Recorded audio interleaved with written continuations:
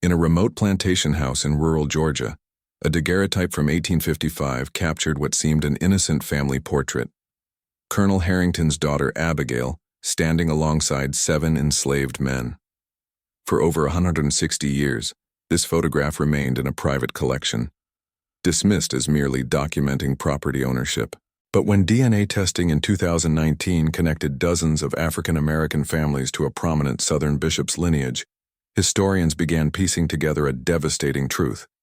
What emerged was not just a story of forbidden relationships, but a calculated breeding program orchestrated by plantation elites covered up by the church and erased from official records. The 7 men in that photograph were not just laborers. They were participants in a secret that would shatter the legacy of one of America's most respected religious families. Chapter 1. The Photograph That Wouldn't Fade. More than 165 years ago, in a plantation isolated deep in the Georgia countryside, military correspondence and church records mentioned a case so disturbing that it ended up buried in silence. Abigail Harrington disappeared from official records after 1862, but not from the oral memory of the black community that lived in the shadows of her father's estate. The absence left deep scars, marking generations with a silent trauma that is only now beginning to be revealed. Before we continue, subscribe and hit the bell icon. Here we unearth secrets buried by official history and give voice to what was silenced. The daguerreotype surfaced in 2018 when the estate of retired Bishop Theodore Harrington III was being cataloged by his descendants. Among dusty leather-bound albums and faded letters, genealogists discovered an image that seemed unremarkable at first glance. A heavy-set white woman in elaborate Victorian dress, surrounded by 7 black men in plain cotton shirts. The photographer's stamp on the back read, J.M. Wilson, Augusta, Georgia, 1855. What made this photograph extraordinary was not its composition but what it represented. In an era when plantation owners meticulously documented their enslaved workforce for insurance and tax purposes, this image stood alone. No names accompanied the photograph, no inventory number, no reference in Colonel Harrington's extensive plantation ledgers that documented every purchase, birth, and death on his property between 1842 and 1866. The 7 men were young, ranging from what appeared to be late teens to mid-20s. They stood in a carefully arranged formation behind Abigail Harrington, who sat in an ornate chair that seemed too small for her substantial frame. Her expression was neither welcoming nor hostile, merely present as if she were documenting inventory rather than posing for a family portrait. What genealogists noticed first was the absence. In every other surviving photograph from the Harrington plantation, enslaved people appeared only as background figures or in separate group portraits used for documentation. Never did they appear in formal arrangements with white family members, and certainly never in such deliberate proximity. The intimacy of the composition violated every social protocol of the antebellum South. The second anomaly emerged from the plantation's birth records. Between 1856 and 1863, 14 children were born on the Harrington property to mothers listed only as A.H.A. in the ledgers, never by full names, never with typical maternal documentation. These births appeared in a separate section of the record book, written in different ink and marked with a small cross symbol that appeared nowhere else in Colonel Harrington's meticulous documentation system. When local historian Dr. Patricia Simmons began investigating in 2019, she found that all 14 children had been transferred to the neighboring Thornton plantation in 1863, listed in sales records as mixed blood, raised in house, literate, suitable for domestic service. This designation was virtually unprecedented. Enslaved people were rarely taught to read, and such education was explicitly illegal in Georgia after 1829. Yet these 14 individuals, all born within an 8-year span, all documented as literate, all sold together to the same buyer at ages ranging from infancy to 7 years old. The Thornton plantation records told a different story. There, the children appeared not as purchases, but as donations to the service of God, a phrase used in church documents when enslaved people were given to religious institutions. The Methodist Episcopal Church South had established a mission station on the Thornton property in 1864, and these 14 children became the foundation of what would later be documented as an orphanage for mulatto children of uncertain parentage.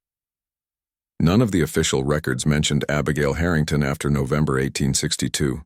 Her father's correspondence, preserved in the Georgia Historical Society archives, contained a single cryptic reference in a letter to his attorney.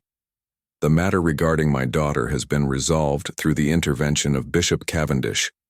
The children will be raised in accordance with God's purpose far from curious eyes. We trust this arrangement serves both earthly peace and divine will." Bishop Marcus Cavendish, one of the most influential religious leaders in the antebellum South, left behind extensive records of his work establishing missions and schools for enslaved and freed black populations. But nowhere in his public writings did he mention the Harrington children, the unusual transfer, or his personal involvement in what he described to Colonel Harrington as a resolution. Chapter 2. The 7 Men Who Vanished. The plantation ledgers of Colonel Jefferson Harrington were models of bureaucratic precision. Every enslaved person on his property appeared in yearly inventories with names, approximate ages, assigned work, and monetary valuations. Between 1845 and 1854, these records documented a stable workforce of 43 people working cotton fields, maintaining the house, and operating a small sawmill on the property's northern boundary. Then, in the spring of 1855, the same year as the mysterious photograph, 7 names appeared in the ledgers with unusual designations. Samuel, age 19, purchased from Estate Sale, Savannah. Marcus, age 22, acquired through private arrangement, Augusta. Isaiah, Thomas, Daniel, James, and Benjamin followed in quick succession over the next 8 months, all young men between 17 and 24, all documented as house assignment, special duty, rather than field labor. This designation was virtually unprecedented in Colonel Harrington's records. Male enslaved people of prime working age were invariably assigned to field labor, where their physical strength generated maximum profit. House assignments typically went to older workers, women, or children. Yet these 7 young men, during the peak labor season, were removed from agricultural work and assigned exclusively to attendance upon Miss A8. The economic logic made no sense. Each man represented significant annual production value, easily $200 to $300 in cotton revenue per season. Removing 7 such workers from the fields would have cost Colonel Harrington upward of $2,000 annually in lost production. For a plantation owner known for his meticulous financial management, this decision represented an enormous and inexplicable economic sacrifice. Letters between Colonel Harrington and his factors in Savannah revealed growing financial strain during this period. He complained repeatedly about labor shortages during harvest season, even hiring temporary workers from neighboring plantations at premium rates. Yet the 7 men remained on house assignment, their specific duties never documented in any surviving correspondence. What made their presence even more mysterious was the architectural evidence. In 1854, Colonel Harrington commissioned extensive renovations to a separate outbuilding on his property, a structure that had previously served as a storage facility for processed cotton. Construction records show the building was converted into living quarters with unusual features for enslaved housing: individual rooms, a shared common area, and what the contractor described as furnishings of better quality than typically provided for field hands. The building sat approximately 50 yards from the main house, connected by a covered walkway that the colonel ordered built during the same renovation period. Local craftsmen who worked on the project testified years later in pension applications that they found the arrangements peculiar, but were warned by overseers not to discuss the construction with anyone outside the plantation. More disturbing were the medical records. Dr. Edmund Walsh, the physician who attended to the Harrington plantation, kept detailed logs of his visits between 1850 and 1865. These records, preserved by his descendants and donated to the Medical College of Georgia archives in 1923, documented regular visits to attend to special medical examinations of male workers in house assignment. The frequency of these visits, monthly between 1855 and 1862, far exceeded typical medical care provided to enslaved populations, where doctors were usually called only for serious injuries or illnesses that threatened property value. Dr. Walsh's notations were cryptic but consistent.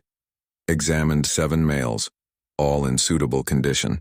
Recommend continued diet supplementation and reduced physical labor to maintain health standards.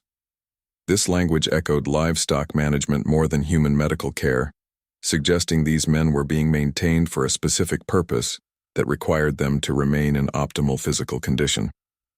The community knew something was wrong.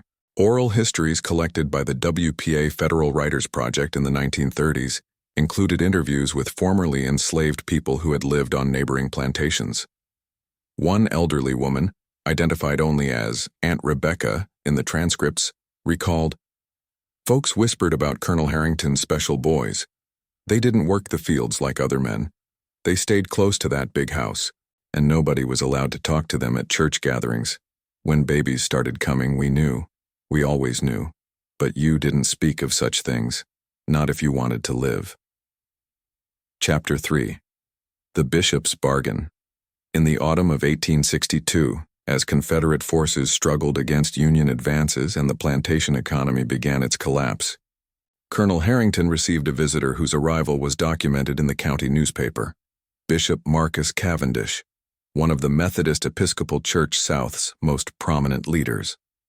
The bishop's public purpose was to inspect mission work and encourage plantation owners to support religious education for enslaved populations. His private purpose would remain hidden for more than 150 years. Bishop Cavendish was no ordinary clergyman. Born to a wealthy Charleston family, educated at Yale and ordained in 1838, he had built his reputation on a theological framework that justified slavery as divinely ordained while promoting Christian treatment of enslaved people. His sermons were published throughout the South, his counsel sought by governors and senators, his blessing considered essential for any major social or political initiative. What made the bishop's visit remarkable was its timing and secrecy.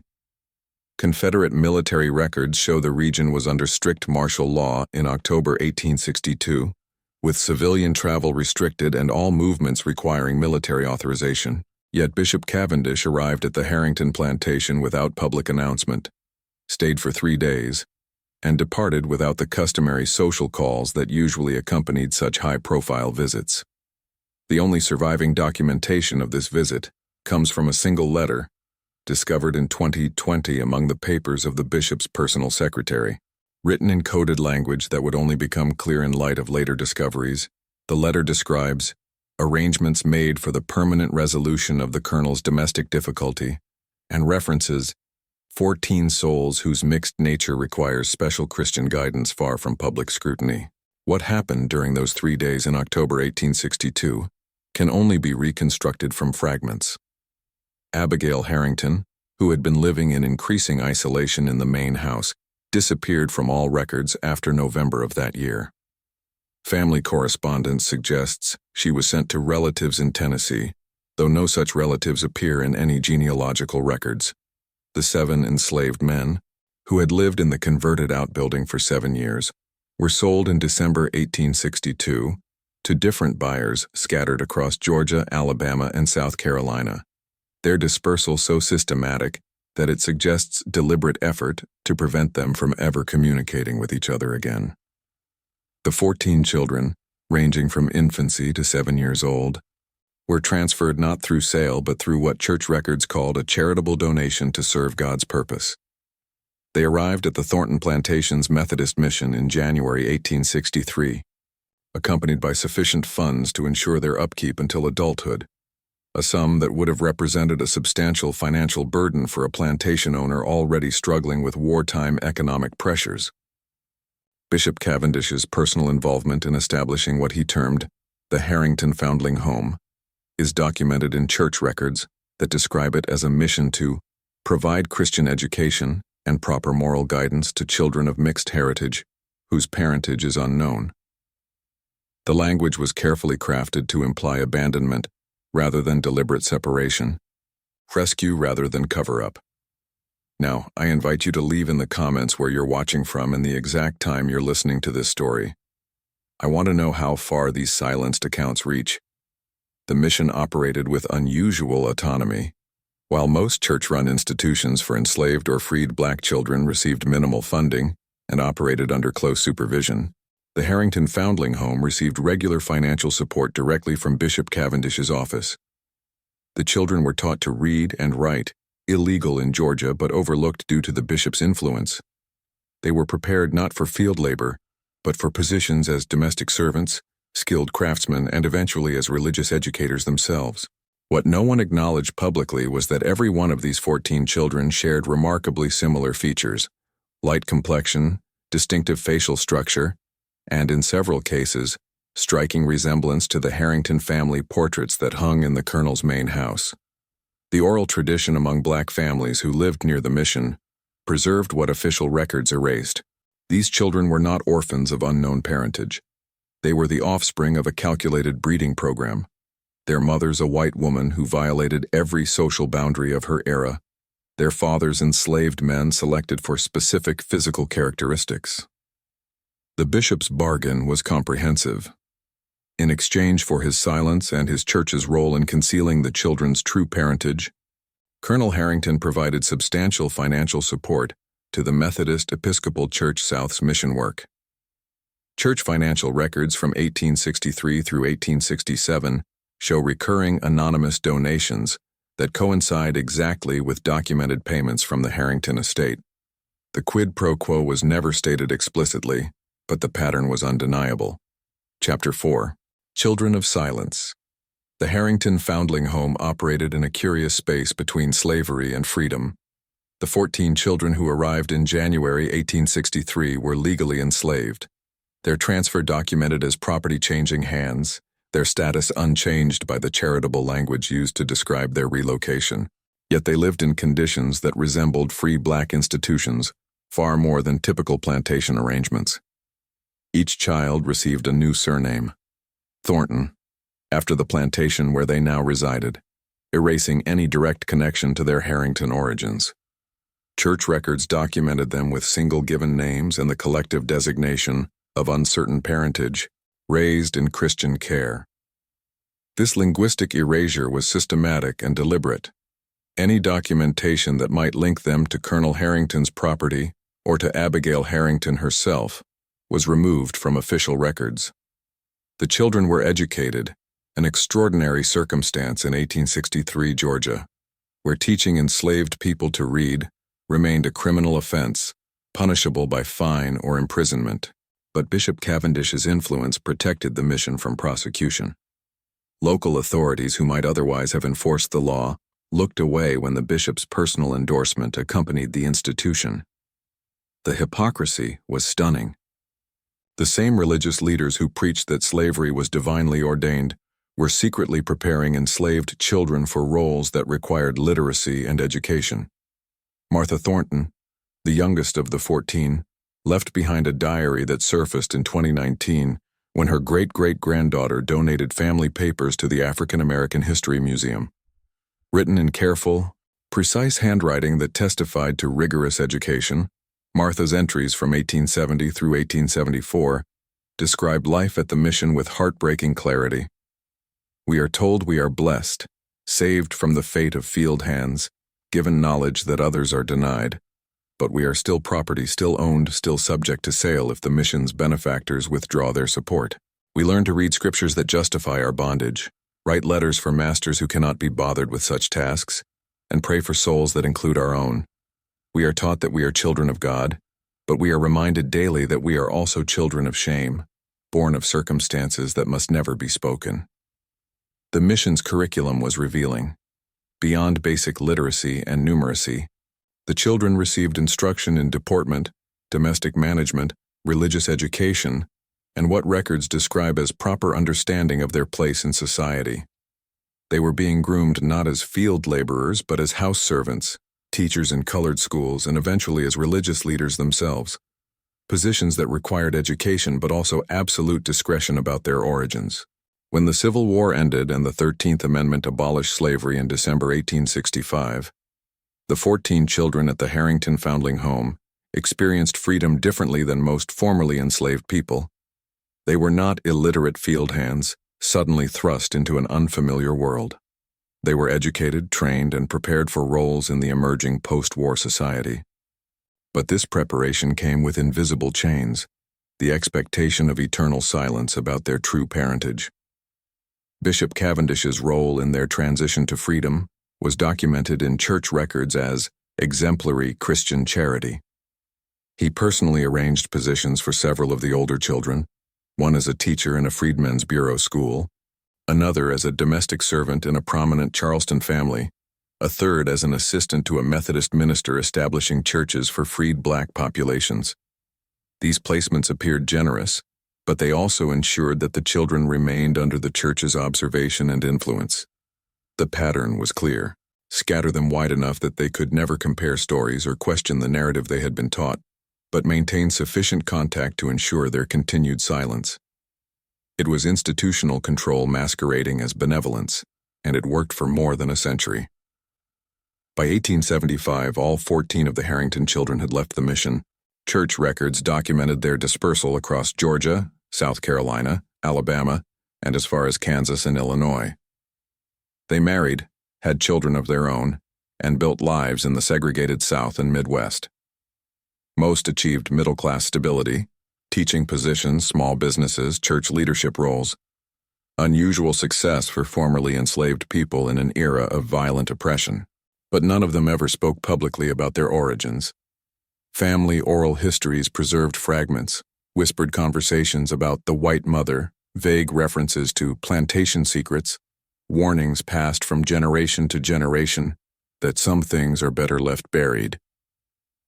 Descendants learned not to ask questions about family trees that mysteriously began in 1863, about grandparents who had no recorded parents, about family Bibles that started documentation only after the war ended. The children themselves internalized the shame that had been imposed upon them. To acknowledge their true parentage would mean acknowledging that their white mother had violated the most sacred boundaries of Southern society, that their fathers had been enslaved men denied any agency, that they themselves represented a truth so threatening to social order that powerful institutions conspired to erase it. Chapter 5. DNA Doesn't Lie. In 2019, a routine ancestry DNA test changed everything. Dr. Michael Thornton, a retired accountant living in Atlanta, submitted his DNA to a commercial genealogy service hoping to trace his family's journey from the South to the Midwest during Reconstruction.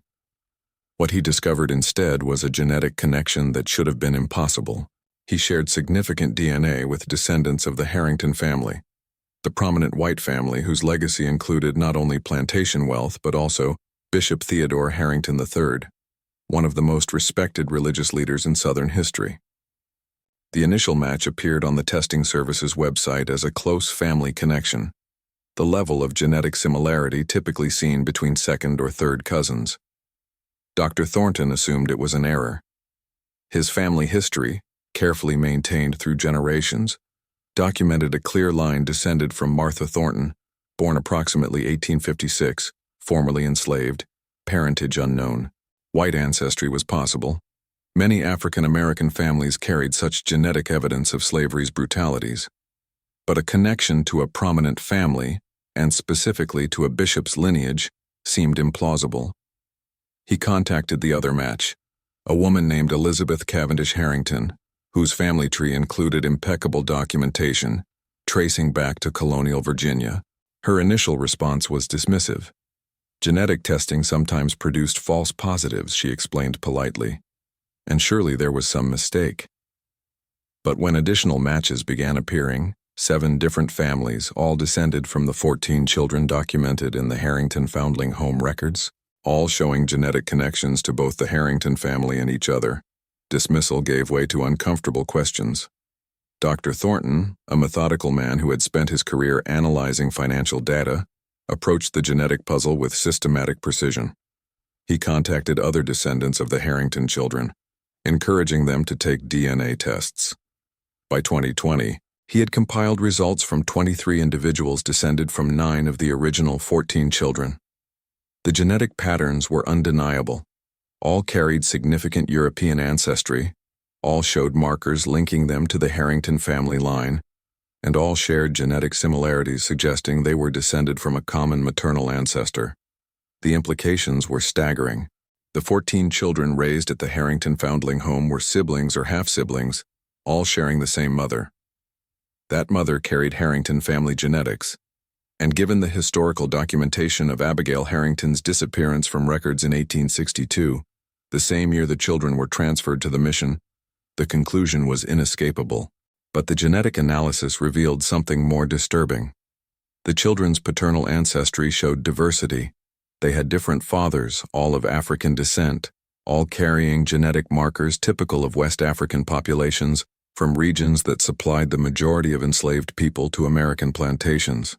This wasn't a case of a single forbidden relationship. It was evidence of multiple fathers, systematically involved over a 7-year period from 1855 to 1862. Dr. Thornton's research led him to the photograph, the 1855 daguerreotype showing Abigail Harrington with 7 young enslaved men. The correlation was too precise to be coincidental. 7 fathers, 7 men in the photograph. 7 men documented in Colonel Harrington's ledgers as being on special assignment to his daughter during exactly the years when the 14 children were conceived. The genetic evidence also revealed something unexpected about Bishop Theodore Harrington III, the respected religious leader who had died in 2018. His DNA, obtained from genealogical samples his family had willingly submitted to church historical archives, showed the same markers linking him to both the Harrington plantation family and to the 14 children. But his connection ran through a different branch, one that suggested his great-great-grandfather had been not a white plantation owner, but one of the 7 enslaved men in that 1855 photograph. The bishop, who had spent his career as a prominent Black Methodist leader, who had marched with Martin Luther King Jr., who had preached about dignity and justice, had carried a secret his entire life. His family's oral tradition, carefully guarded, acknowledged complicated ancestry and plantation connections, but never the full truth. He was descended from one of the enslaved men forced into a breeding program designed by white elites and covered up by white church leaders. Chapter 6. The Truth That Was Always There. The unraveling of the Harrington secret in 2019 and 2020 revealed not just one family's dark history, but a systematic pattern of institutional erasure that extended across multiple organizations and generations. Church records, plantation documents, genealogical files, and historical archives had all conspired, sometimes through deliberate falsification, more often through strategic omission, to bury a truth that threatened the foundation of Southern social mythology. Historians who examined the full documentation after the DNA revelations uncovered layers of coordinated cover-up. Bishop Marcus Cavendish's private papers, sealed in Methodist Episcopal Church archives and only opened to researchers in 2020, included explicit instructions to ensure the protection of all parties through appropriate record-keeping that emphasizes Christian charity while preserving necessary discretion regarding matters of parentage. The language was euphemistic, but the intent was clear. Create a narrative of rescue and benevolence while erasing any documentation that might reveal the calculated breeding program behind the children's existence. The 7 enslaved men in the 1855 photograph were deliberately scattered across different states after their service ended in 1862. Sales records show they were sold to buyers who had no previous business relationships with Colonel Harrington, suggesting these were not ordinary commercial transactions, but carefully arranged placements designed to ensure the men could never be reunited or questioned. Only one of the 7, a man documented as Samuel in plantation records, left behind any trace of his story. His pension application filed in 1899, discovered in National Archives records in 2021, included a brief statement.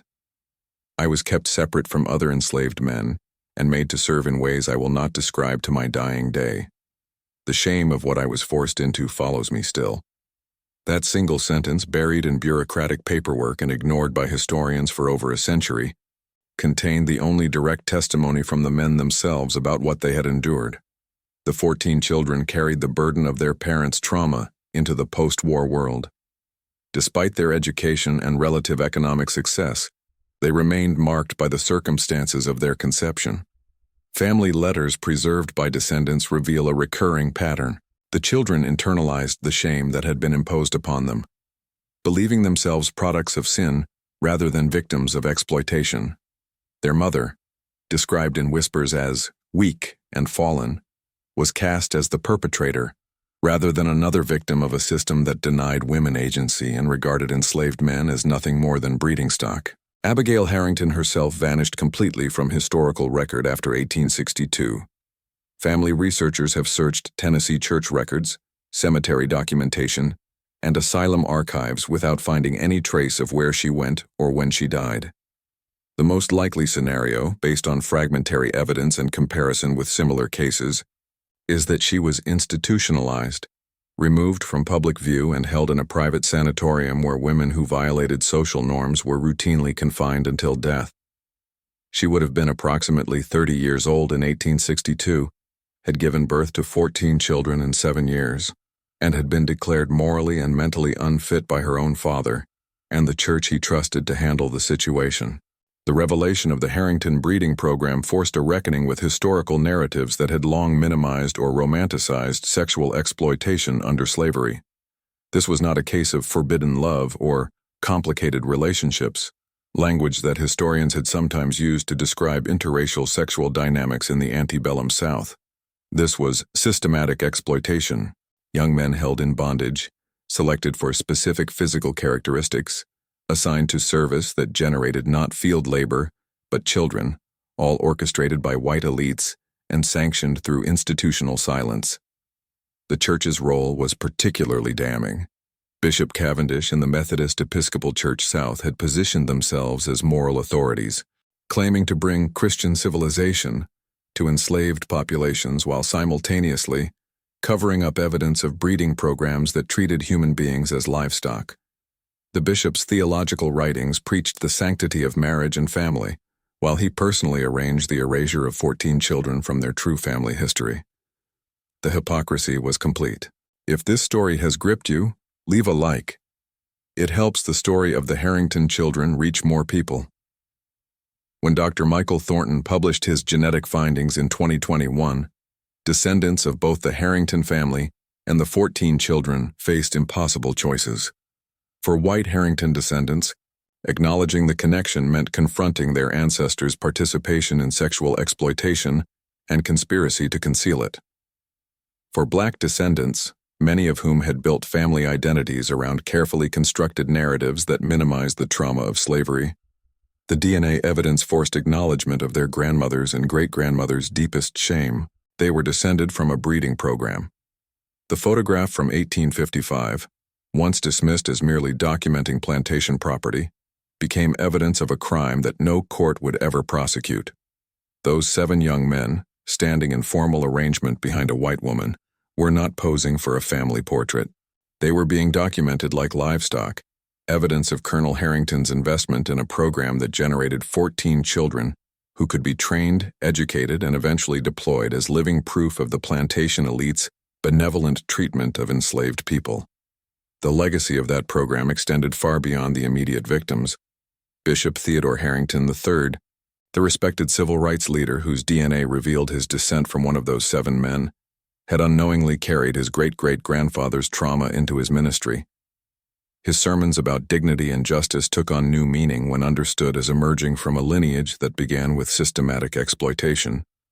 His descendants, learning the truth after his death, faced the question of whether to make his story public, whether exposing one family's painful history served the broader cause of historical truth.